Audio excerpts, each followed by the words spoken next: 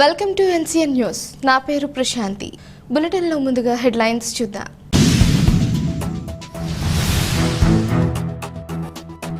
వాడపల్లి వెంకన్న ఆదాయం 1.47 కోట్ల రూపాయలు. ఈవో నల్లం సూర్యచక్రధర్రావు.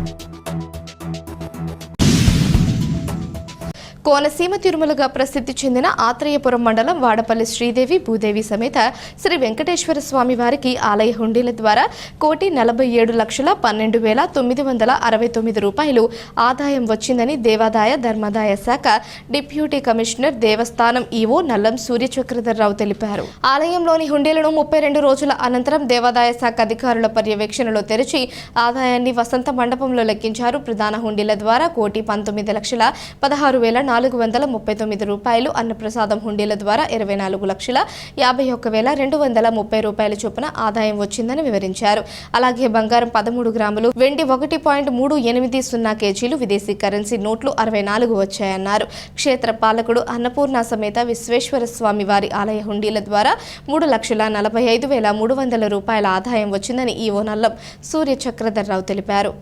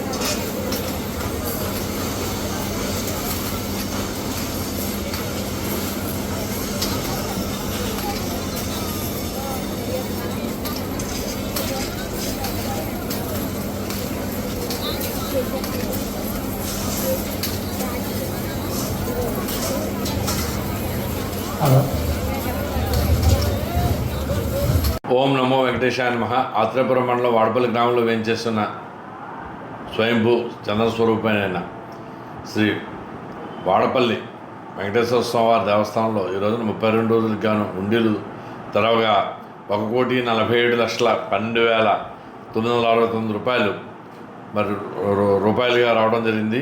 ఇందులో ప్రధాన హుండీల ద్వారా 1,19,16,439 రూపాయలు, అన్నప్రసాదం హుండీల ద్వారా 24,51,230 రూపాయలు, అలాగే విశ్వేశ్వరస్వామి దేవస్థానం హుండీల ద్వారా 3,45,300 రూపాయలు, మరి 13 గ్రాముల బంగారం, 1 కేజీ 380 గ్రాముల వెండి కూడా హుండీల ద్వారా రావడం జరిగింది.